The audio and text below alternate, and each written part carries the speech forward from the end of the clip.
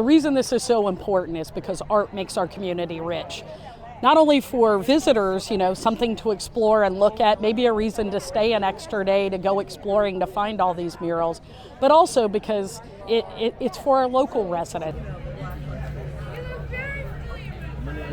Every person in this town worked together. This was a major endeavor, and people just think it blinks, but it was great to be part of it.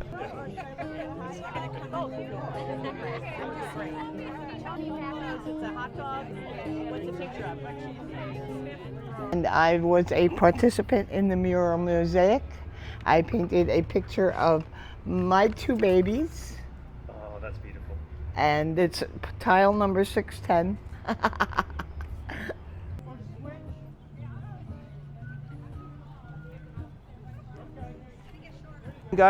Latest project, really just got involved with working with Lee County Tourism. And I have a couple of tiles. I haven't found them yet. I think I have 3 tiles.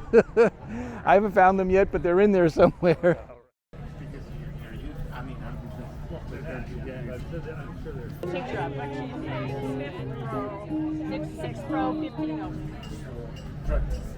Okay, then you fail it.